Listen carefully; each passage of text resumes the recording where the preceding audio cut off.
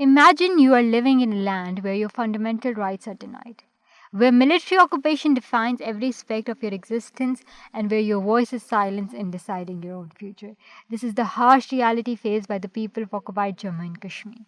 Since October 27, 1947, Kashmir Black Day, Indian forces have occupied the region, sparking a conflict that continues to this day. For more than 7 decades, the Kashmiri people have been denied the right to self determination, a right enshrined in international law and backed by multiple United Nations resolutions. Kashmir Black Day is a solemn reminder of broken promises, the continued struggle for freedom, and the international community's moral obligation to intervene.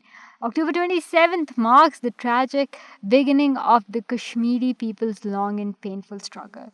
It was the day in 1947 when the scenic Kashmiri Valley transitioned into one of the bloodiest battlefields in the modern history. On this day, the freedom of the Kashmiri people was stolen, and since then, they have not lived normal lives but instead have struggled to survive in a state of perpetual captivity. The Kashmir issue remains the longest unresolved dispute in the world.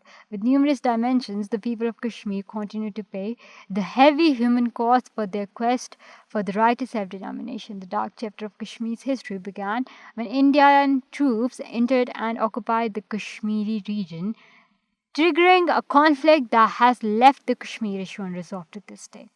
The roots of this conflict go back to the partition of the Indian subcontinent in 1947 when princely states were given the option to join either India or Pakistan. Maharaja Hari Singh, the ruler of Jammu and Kashmir, hesitated to make a decision.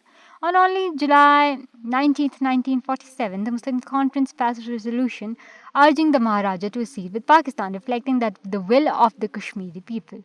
However, the Maharaja delayed this decision, and while he vacillated, Indian troops invaded Kashmir, claiming to possess an instrument of accession which was declared illegal by people of Kashmir.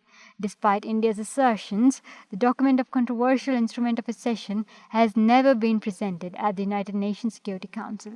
This marked the beginning of militarization in the region, setting the stage for decades of unrest and conflict. India took the issue to the UNSC, asserting that the region legally acceded to its territory. In response, the UNSC passed Resolution 47 on April 21st, 1948, and the later Resolution 98, which called for a plebiscite to allow the people of Kashmir to determine their own future.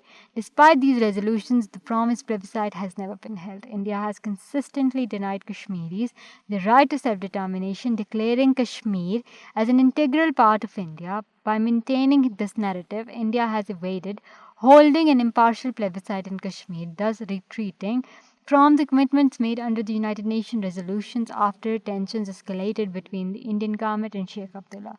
Over the resolutions of the Kashmir issue, India imprisoned Abdullah and passed a controversial legislative resolution in 1952 that fraudulently claimed Kashmir's accession to India.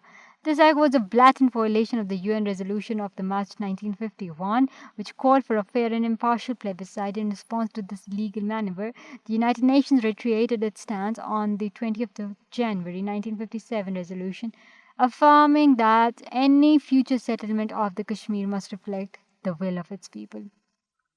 Pakistan has always prioritized the Kashmir issue, supporting Kashmiris in their quest for self determination, identity, land, and basic rights. Pakistan has continuously pushed the UNSC to implement its resolutions for a plebiscite in Kashmir and has tirelessly advocated for Kashmir's freedom through diplomatic campaigns on international platforms. However, the international community, swayed by India's economic clout, has largely remained silent, reinforcing the grim reality of might is right.